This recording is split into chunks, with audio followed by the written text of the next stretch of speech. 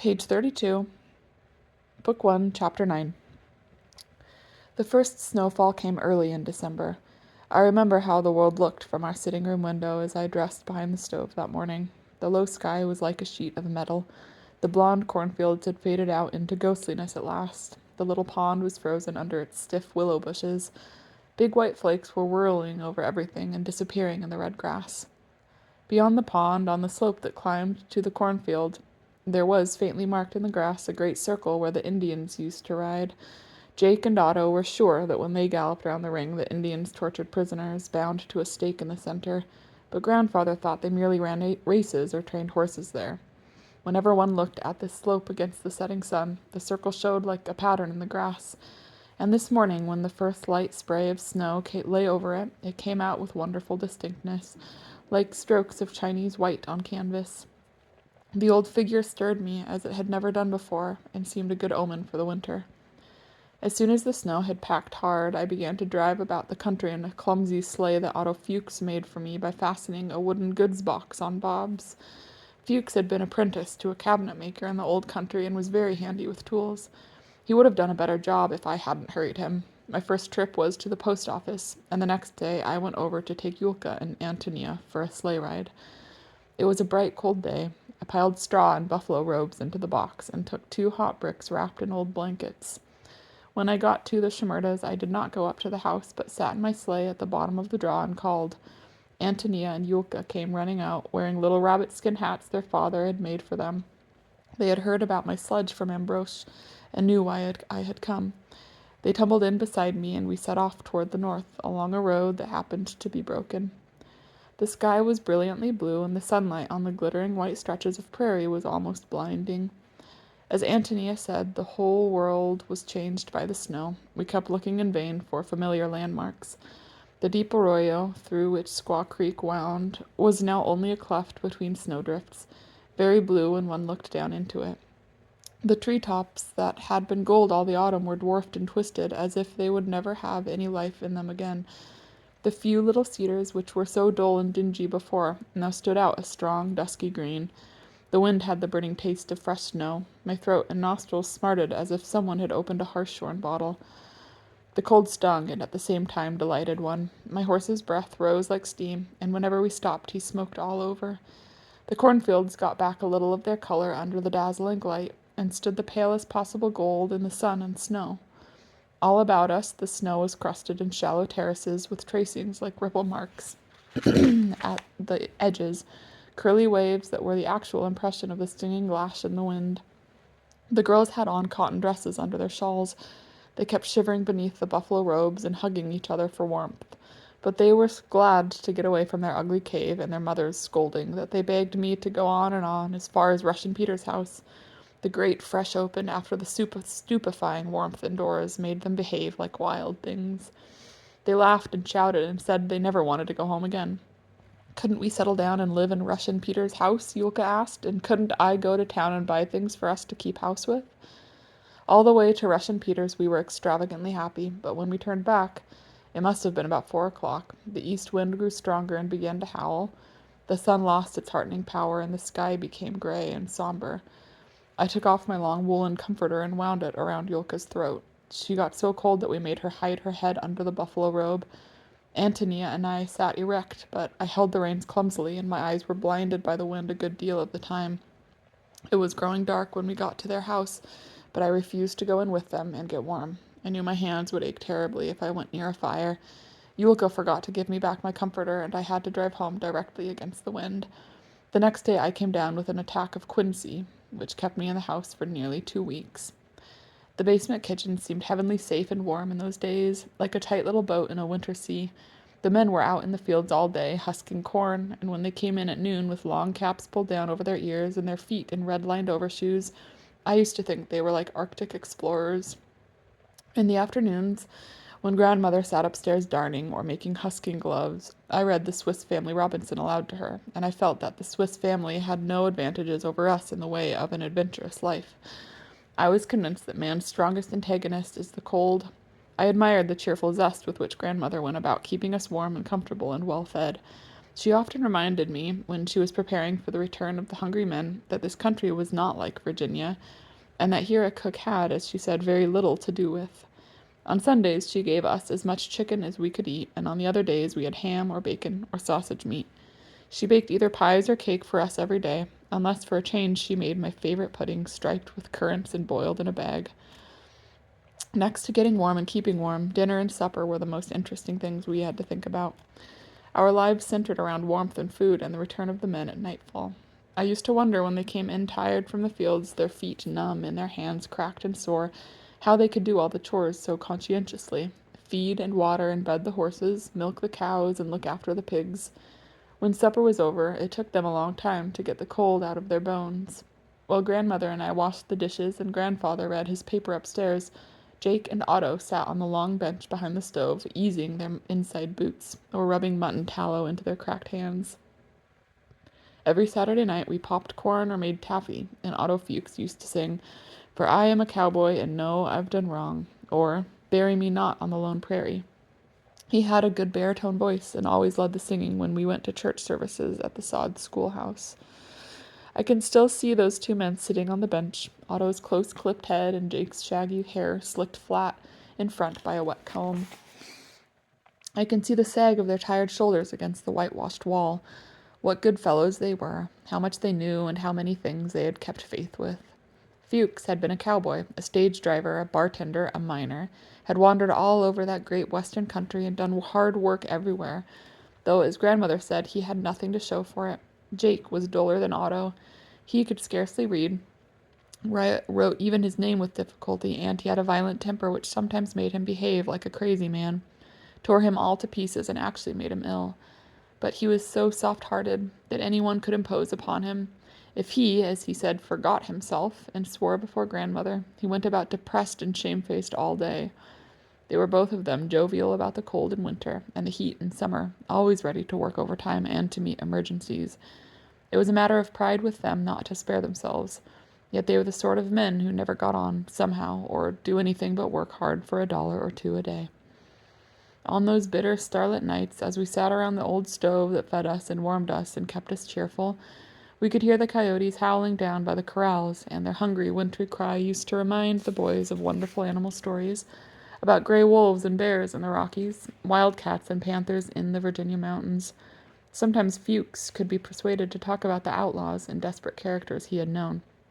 I remember one funny story about himself that made grandmother, who was working her bread on the breadboard, laugh until she wiped her eyes with her bare arm, her hands being floury.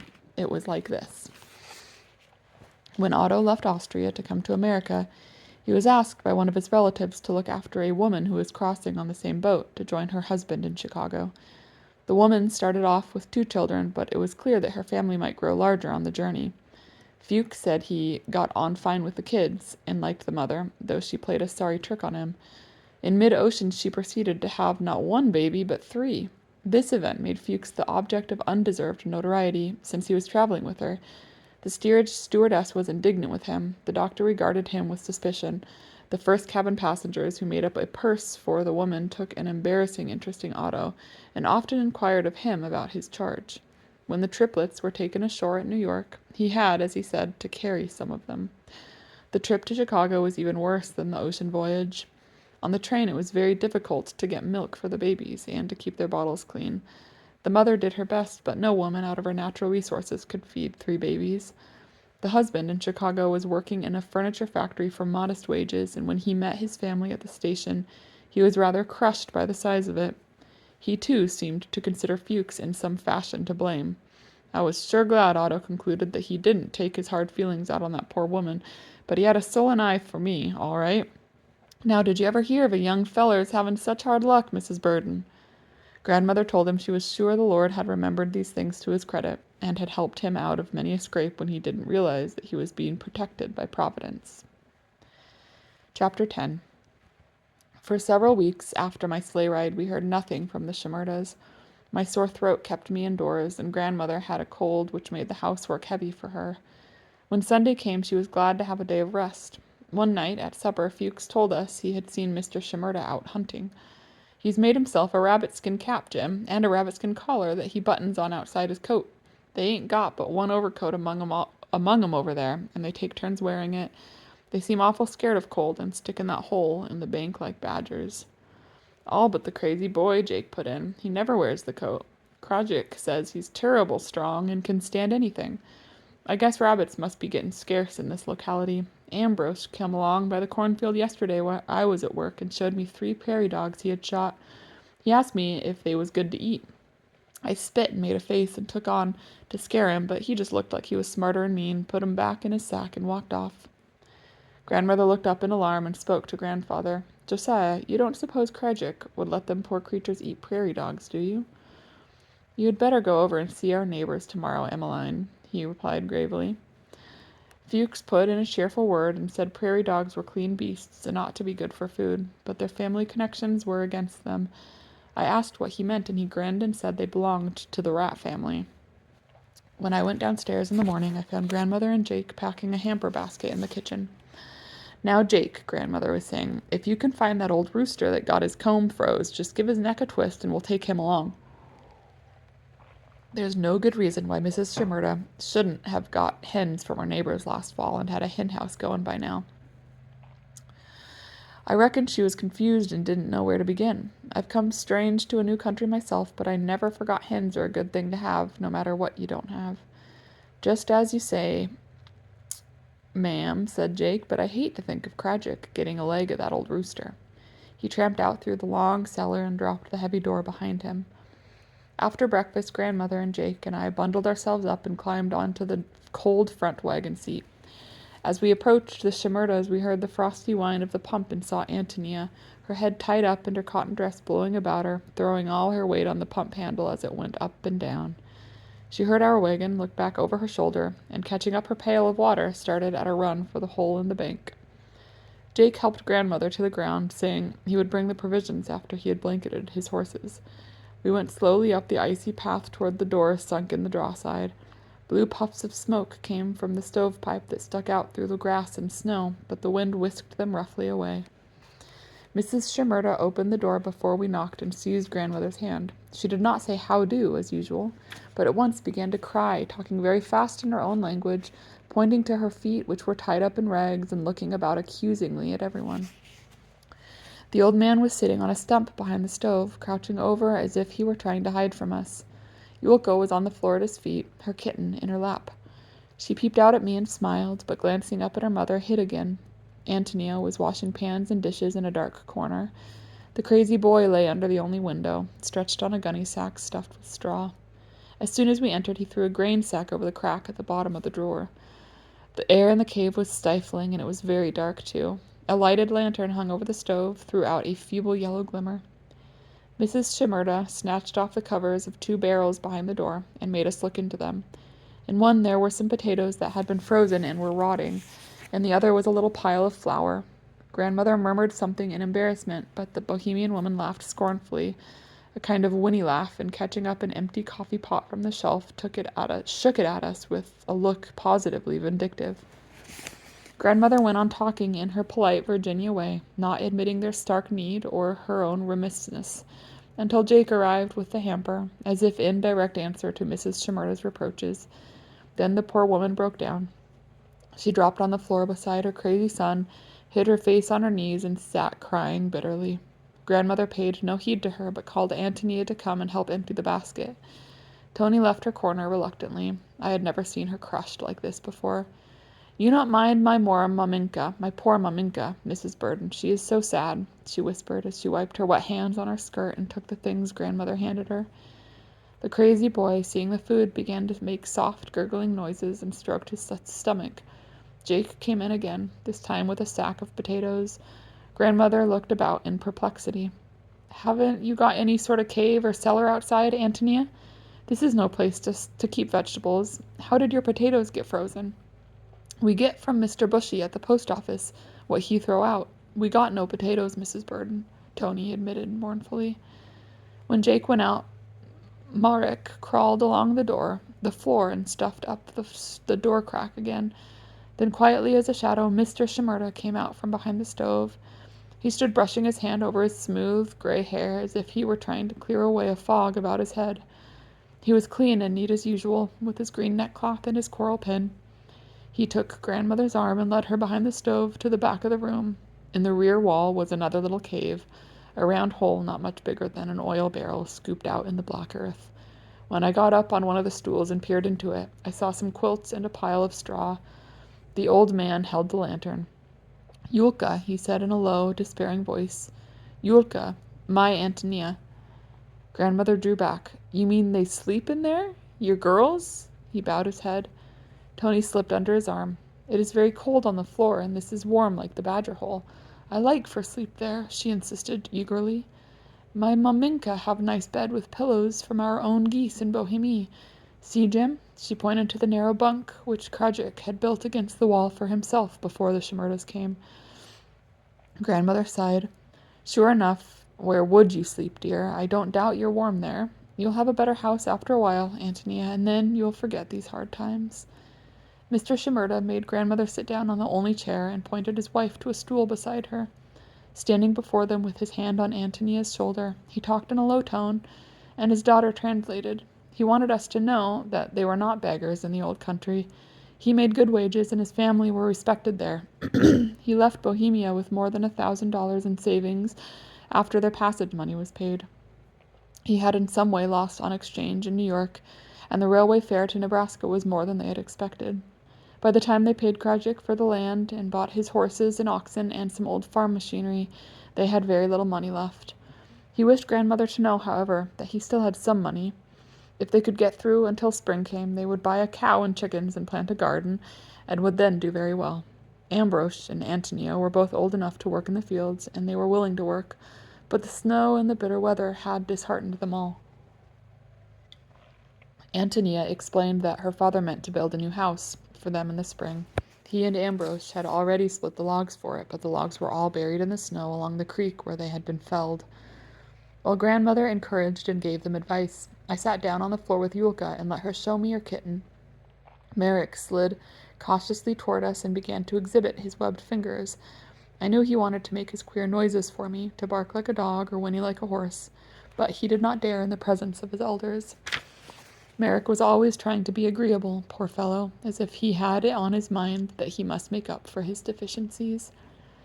Mrs. Shimerda grew more calm and reasonable before our visit was over, and while Antonia translated, put in a word now and then on her own account. The woman had a quick ear, and caught up phrases whenever she heard English spoken. As we rose to go, she opened her wooden chest and brought out a bag made of bed ticking, about as long as a flour sack and half as wide, stuffed full of something. At sight of it, the crazy boy began to smack his lips. When Mrs. Shimerda opened the bag and stirred the contents with her hand, it gave out a salty, earthy smell, very pungent even among the other odors of that cave. She measured a teacupful, tied it up in a bit of sacking, and presented it ceremoniously to grandmother.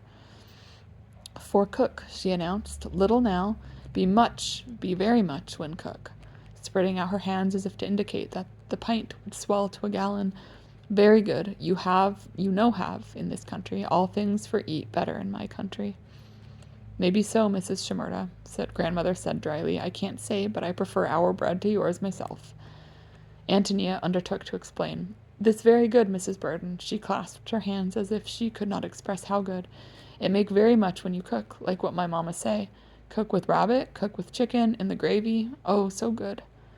All the way home, grandmother and Jake talked about how easily good Christian people could forget they were their brothers' keepers. "I will say, Jake, some of our brothers and sisters are hard to keep. Where's a body to begin with these people? They are wanting in everything, and most of all in horse sense. Nobody can give 'em that, I guess. Jimmy here is about as able to take over a homestead as they are. Do you reckon that boy Ambrose has any real push in him?"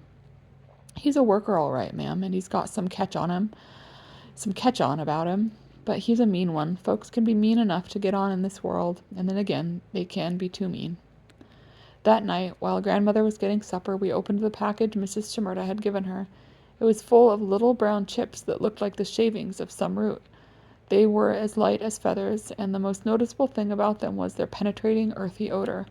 We could not determine whether they were animal or vegetable. "They might be dried meat from some queer beast, Jim. They ain't dried fish, and they never grew on stalk or vine. I'm afraid of 'em. Anyhow, I shouldn't want to eat anything that had been shut up in months. for months with old clothes and goose pillows. She threw the package into the stove, but I bit off a corner of one of the chips I held in my hand and chewed it tentatively. I never forgot the strange taste, though it was many years before I knew that those little brown shavings, which the Shimerdas had brought so far and treasured so jealously, were dried mushrooms. They had been gathered, probably, in some deep Bohemian forest.